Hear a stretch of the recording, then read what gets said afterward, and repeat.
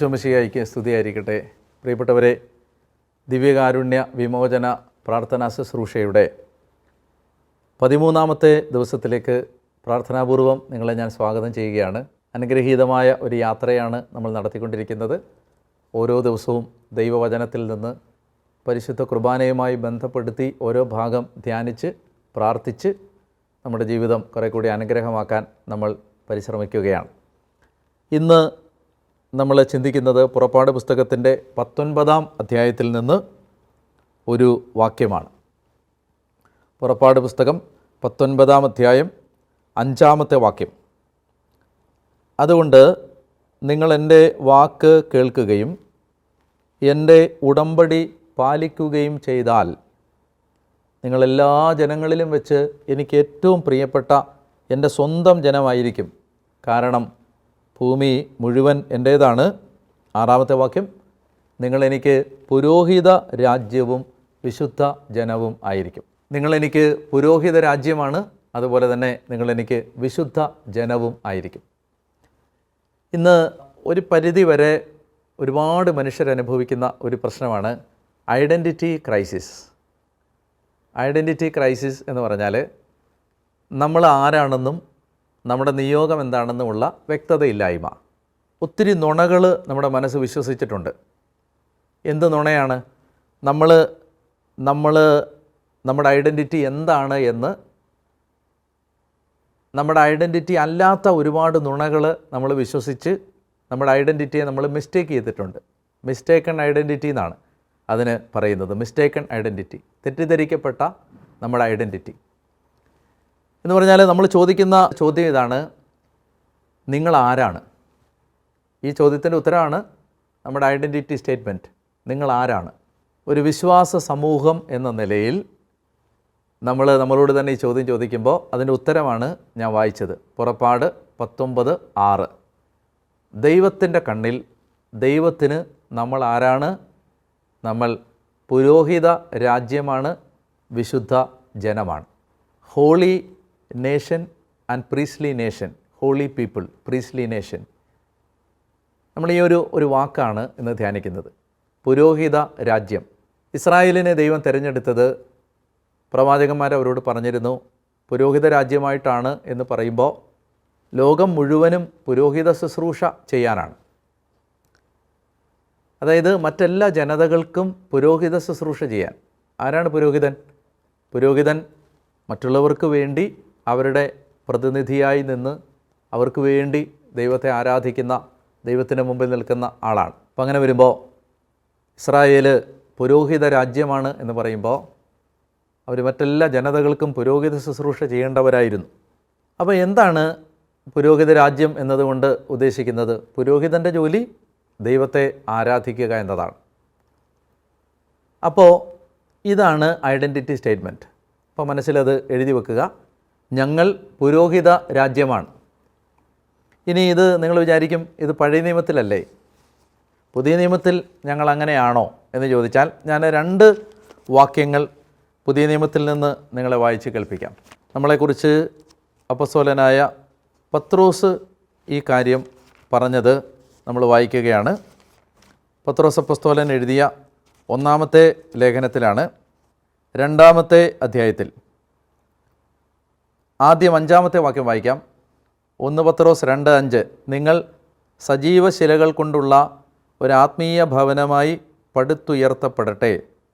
യേശുക്രിസ്തു വഴി ദൈവത്തിന് സ്വീകാര്യമായ ബലികൾ അർപ്പിക്കുന്നതിന് വിശുദ്ധമായ ഒരു പുരോഹിത ജനവും ആവുകയും ചെയ്യട്ടെ. നിങ്ങളൊരു പുരോഹിത ജനം ആവട്ടെ, അപ്പോസ്തലൻ പറയുകയാണ്. ഇനി 2-ാം അധ്യായത്തിൻ്റെ 9-ാമത്തെ വാക്യത്തിലേക്ക് വരുമ്പോൾ, എന്നാൽ നിങ്ങൾ തിരഞ്ഞെടുക്കപ്പെട്ട വംശവും രാജകീയ പുരോഹിത ഗണവും വിശുദ്ധ ജനതയും ദൈവത്തിൻ്റെ സ്വന്തം ജനവും ആണ്. ഇവിടെ പറയുകയാണ്, നിങ്ങൾ ദൈവത്തിൻ്റെ തിരഞ്ഞെടുക്കപ്പെട്ട വംശമാണ്, രാജകീയ പുരോഹിത ഗണമാണ്, വിശുദ്ധ ജനതയാണ്, ദൈവത്തിൻ്റെ സ്വന്തം ജനവുമാണ്. അപ്പോൾ ഈ 1 പത്രോസ് 2-ലെ 2 വാക്യങ്ങൾ നമ്മൾ കണ്ടു. അത് പറഞ്ഞത് എന്താണ്? നമ്മുടെ ഐഡൻറ്റിറ്റി എന്താണ്? നമ്മൾ പുരോഹിത രാജ്യമാണ്. ഇനി വെളിപാട് പുസ്തകത്തിൽ ഇത് തന്നെ വീണ്ടും ആവർത്തിക്കപ്പെടുന്നുണ്ട്. നമ്മുടെ ഐഡൻറ്റിറ്റി ആസ് പ്രീസ്ലി നേഷൻ. വെളിപാട് പുസ്തകത്തിൻ്റെ 1-ാം അധ്യായത്തിൻ്റെ 6-ാമത്തെ വാക്യം, നമ്മെ സ്നേഹിക്കുകയും സ്വന്തം രക്തത്താൽ നമ്മെ പാപത്തിൽ നിന്ന് മോചിപ്പിക്കുകയും സ്വപിതാവായ ദൈവത്തിൻ്റെ രാജ്യവും പുരോഹിതരുമാക്കുകയും ചെയ്തവന് മഹത്വവും പ്രതാപവും എന്നും ഉണ്ടായിരിക്കട്ടെ. ഇനിയും കണ്ടെത്താൻ പറ്റും വാക്യങ്ങൾ. ഞാൻ നിങ്ങളുടെ മനസ്സിൽ നിന്ന് വേദപുസ്തകത്തിൽ നിന്ന് പതിയാൻ വേണ്ടി വാക്യങ്ങൾ കാണിച്ചു എന്നേ ഉള്ളൂ. എന്താണ് പറഞ്ഞു വരുന്നത്? ഒരു വിശ്വാസ സമൂഹം എന്ന നിലയിൽ നമ്മൾ ആരാണ്? നമ്മൾ പുരോഹിത രാജ്യമാണ്. അപ്പോൾ ദൈവം നമ്മളെ അടിമത്തത്തിൽ നിന്ന് മോചിപ്പിച്ചത് എന്തിനാണ് എന്ന ചോദ്യത്തിൻ്റെ ഉത്തരം നമ്മളെ പുരോഹിത രാജ്യം ആക്കാനാണ്. സ്വാതന്ത്ര്യത്തെക്കുറിച്ച് പറയുമ്പോൾ, വിമോചനത്തെക്കുറിച്ച് പറയുമ്പോൾ 2 കാര്യങ്ങൾ ശ്രദ്ധിക്കണം. ഒന്ന്, ഫ്രീഡം ഫ്രം, ലിബറേഷൻ ഫ്രം.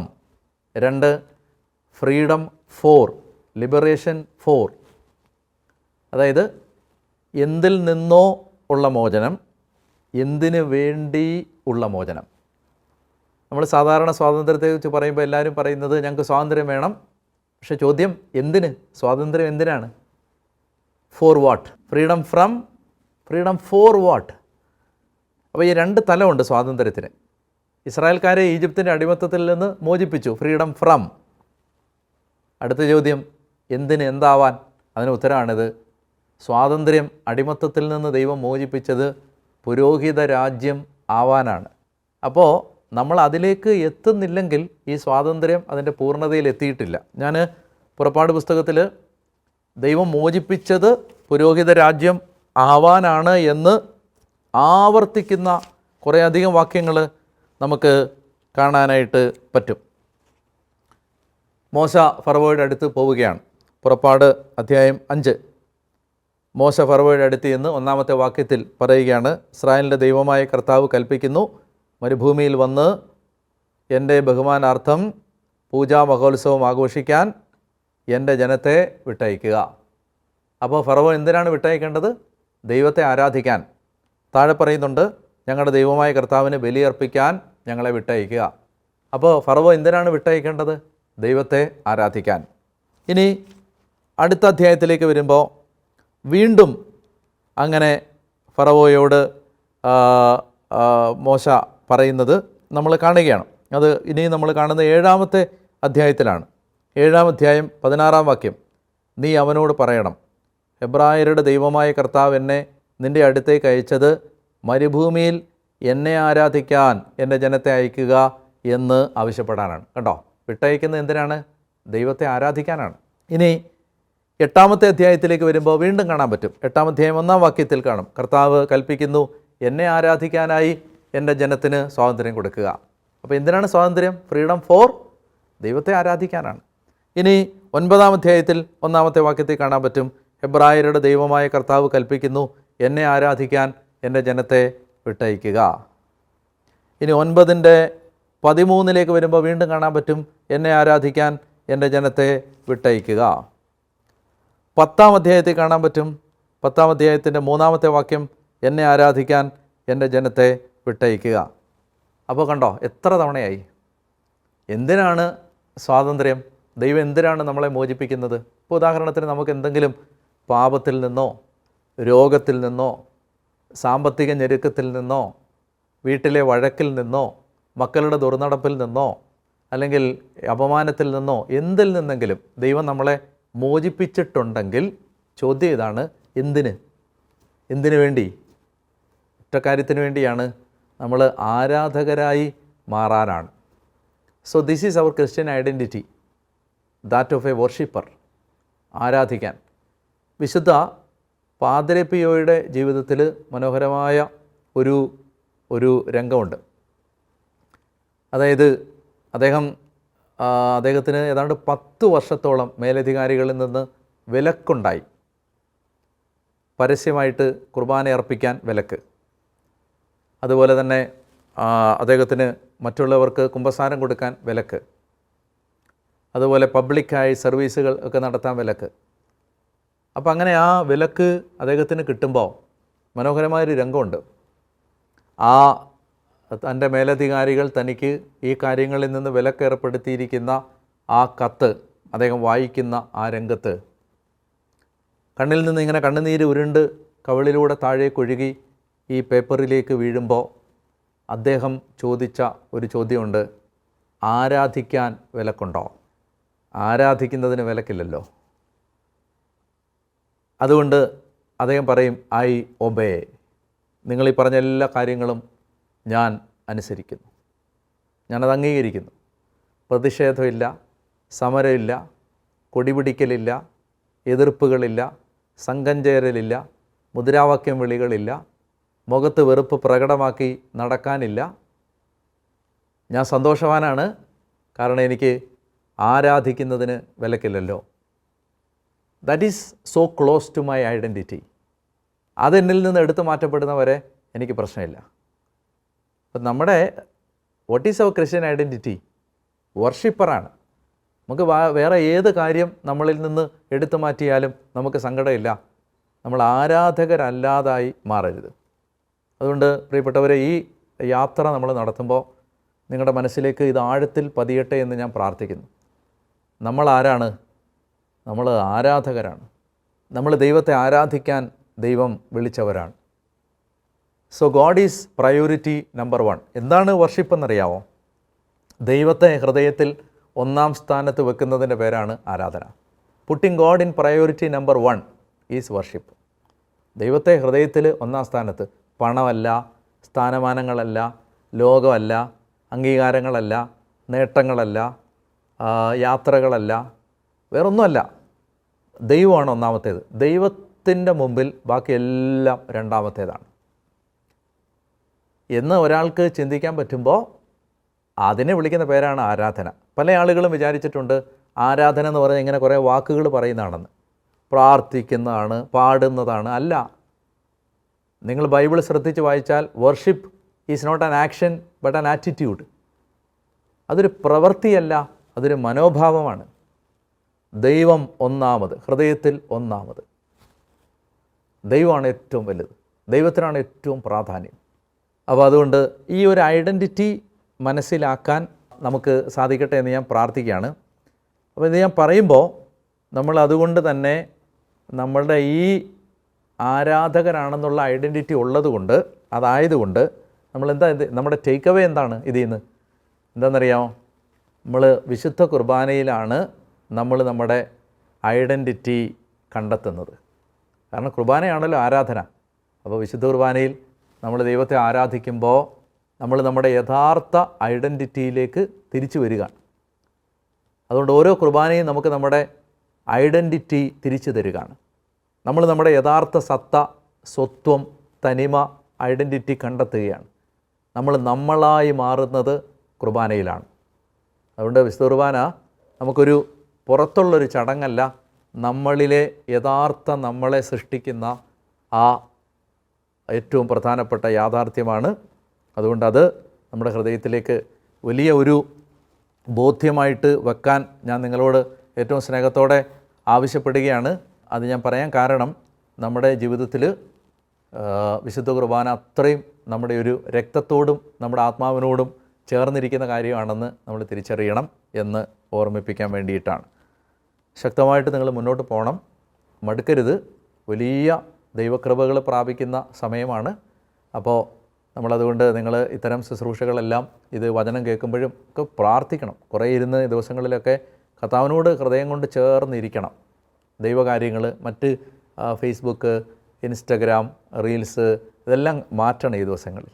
എന്നിട്ട് നമുക്ക് നമ്മുടെ മനസ്സിൽ നിന്ന് ഈ ശ്രദ്ധ മാറാതിരിക്കാൻ പ്രത്യേകം ശ്രദ്ധിക്കണം. അതുകൊണ്ട് നല്ലപോലെ പ്രാർത്ഥിച്ച് മുന്നോട്ട് പോകാൻ കഴിയട്ടെ എന്ന് ഞാൻ പ്രാർത്ഥിക്കുന്നു. നമുക്ക് ഈ ഇന്ന് പ്രാർത്ഥിക്കേണ്ടത് ദൈവഭയം ഉണ്ടാവാൻ പ്രാർത്ഥിക്കാം. അതാണ് വാല്യൂ. ഇന്നത്തെ നമ്മൾ വെർച്യൂ, പുണ്യം. ഇത് നമ്മൾ ഉണ്ടാവണമെന്ന് ആഗ്രഹിക്കേണ്ടത് ദൈവഭയം. ദൈവഭയം ഉണ്ടെങ്കിൽ നമുക്ക് ആ ഒരു ആത്മീയ വളർച്ച പെട്ടെന്നുണ്ടാവും.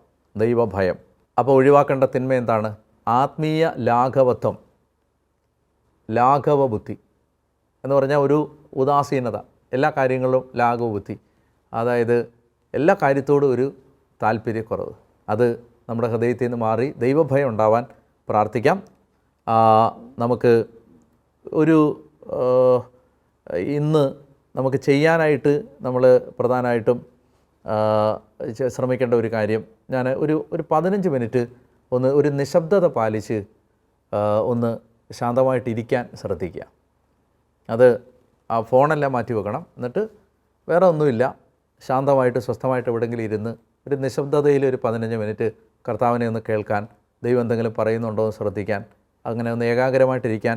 അതാണ് ഇന്നത്തെ ഒരു ടാസ്ക് എന്ന് പറയുന്നത്.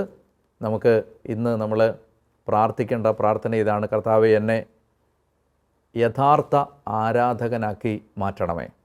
കർത്താവേ, എന്നെ യഥാർത്ഥ ആരാധകനാക്കി മാറ്റണമേ എന്ന് നമുക്ക് ആഗ്രഹിച്ച് പ്രാർത്ഥിക്കുകയും ചെയ്യാം.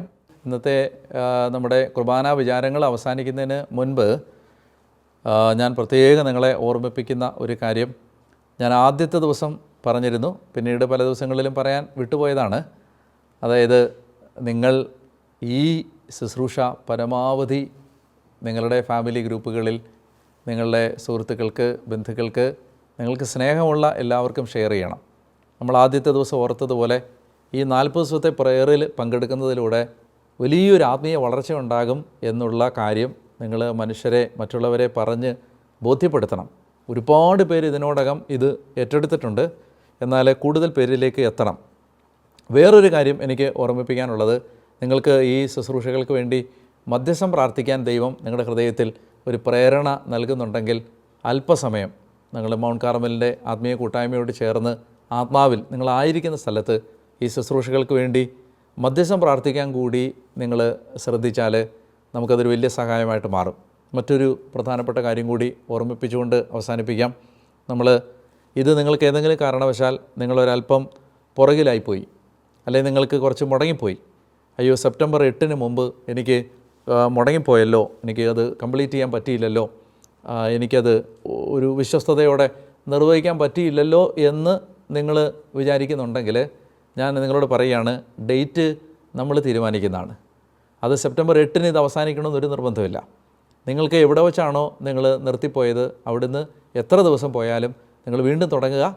അപ്പോൾ നിങ്ങൾക്കത് ചിലപ്പോൾ സെപ്റ്റംബർ 28 അവസാനിക്കുന്നത്, ചിലപ്പോൾ അത് ഒക്ടോബറിലായിരിക്കും അവസാനിക്കുന്നത്, അത് പ്രശ്നമില്ല. പക്ഷേ വിശ്വസ്തയോടെ 40 ദിവസം, ഇടയ്ക്കൊരു 2 ദിവസം മുടങ്ങിയാലും കുഴപ്പമൊന്നുമില്ല, നിങ്ങളത് കംപ്ലീറ്റ് ചെയ്യുക എന്നുള്ളതാണ് പ്രധാനം. അതുകൊണ്ട് ആരെങ്കിലും ഇത് മുടങ്ങിപ്പോയോ, ഇനിയിപ്പോൾ ഞാനത് ചെയ്യുന്നില്ല, അത് കഷ്ടമായിപ്പോയി, മുടങ്ങിപ്പോയി, അങ്ങനെ ചിന്തിക്കരുത്. എവിടെ വെച്ച് മുടങ്ങിപ്പോയോ വീണ്ടും റീസ്റ്റാർട്ട് ചെയ്യുക. അപ്പോൾ എന്ത് കാര്യവും വീണ്ടും തുടങ്ങാനുള്ള ഏറ്റവും നല്ല ദിവസം ഏതാണെന്ന് കൂടി ഞാൻ പറഞ്ഞുതരാം. അത് ഇന്നാണ്. അതായത് the best day to resume anything is today. എന്ത് നല്ല കാര്യവും നിങ്ങൾക്ക് തുടങ്ങാൻ നിങ്ങൾ ആഗ്രഹിക്കുന്നെങ്കിൽ അതിന് പറ്റിയ ഏറ്റവും ശുഭമുഹൂർത്തം ഇന്നാണ്. ഇന്ന് തുടങ്ങിക്കൊള്ളുക. അതുകൊണ്ട് അത് പ്രത്യേകം ഓർമ്മിപ്പിക്കുന്നു. ആശീർവാദം ആരാധനയിൽ ഈശോ നമുക്ക് തരും. നമുക്ക് നന്നായിട്ട് ഒരുങ്ങി പ്രാർത്ഥിച്ച് ആശീർവാദം സ്വീകരിക്കാം.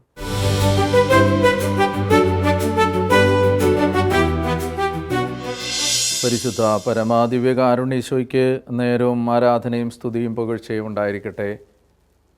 പ്രിയമുള്ളവരെ, ഈ ആരാധനയിലേക്ക് നമ്മൾ പ്രവേശിക്കുമ്പോൾ നമുക്ക് നന്നായിട്ട് കർത്താവിനോട് പ്രാർത്ഥിക്കേണ്ട മേഖല, ദൈവമേ, ഞങ്ങളുടെ ഐഡൻറ്റിറ്റി, ഞങ്ങൾ ആരാധകരാണ് എന്ന സത്യം തിരിച്ചറിയാൻ ഞങ്ങളെ സഹായിക്കണമേ.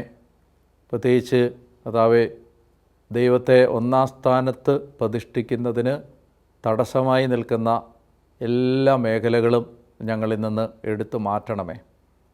കർത്താവേ, അങ്ങേക്ക് ഒന്നാം സ്ഥാനം നൽകാൻ ഞങ്ങളുടെ ഹൃദയം ഒരുങ്ങട്ടെ. അങ്ങയെ വിലമതിക്കാൻ ഞങ്ങളുടെ ഹൃദയം തുറക്കപ്പെടട്ടെ. കർത്താവിന് വേണ്ടി സന്തോഷത്തോടെ ജീവിക്കാൻ ഞങ്ങളുടെ ഹൃദയത്തിൽ ആഹ്ലാദം ഉണ്ടാവട്ടെ. ദൈവം ഞങ്ങളുടെ ആനന്ദമായിട്ട് മാറട്ടെ.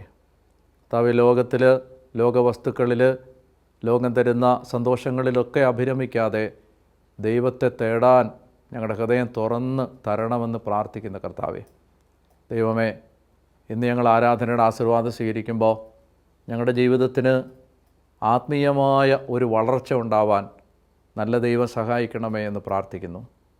പ്രിയമുള്ളവരെ, നമ്മൾ ഇന്ന് ഈ ആരാധനയിൽ പ്രത്യേകിച്ച് നമ്മുടെ മാതാപിതാക്കളെയും പൂർവികരെയും സമർപ്പിക്കാം.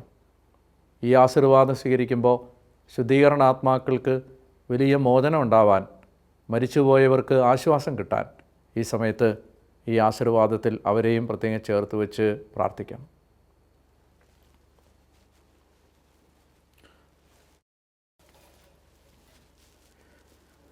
സർവശക്തനായ ദൈവം നിങ്ങളെ എല്ലാവരെയും അനുഗ്രഹിക്കട്ടെ.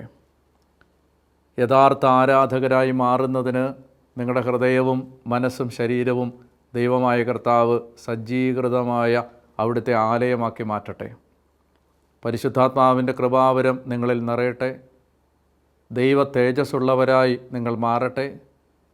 ആത്മീയമായ കാര്യങ്ങൾക്ക് വില കൽപ്പിക്കാൻ ഉതകുന്ന ആത്മാവിൻ്റെ ഫാക്കൽറ്റികൾ നിങ്ങളിൽ തുറക്കപ്പെടട്ടെ. കർത്താവുമായി ലയിച്ചു ചേരുന്നതിന് തടസ്സമായി നിൽക്കുന്ന എല്ലാ ബന്ധനങ്ങളും മാറട്ടെ.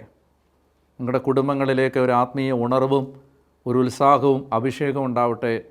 നിങ്ങളുടെ മരിച്ചുപോയവർക്ക് നല്ല ആശ്വാസവും പ്രത്യാശയും വിമോചനവും ഉണ്ടാവട്ടെ. യേശുവിൻ്റെ തിരുശരീരത്തിൻ്റെ യോഗ്യതകളാൽ തന്നെ. ആമേൻ. പരിശുദ്ധ പരമദിവ്യകാരുണ്യീശോയ്ക്ക് എന്നേരവും ആരാധനയും സ്തുതിയും പുകഴ്ചയും ഉണ്ടായിരിക്കട്ടെ.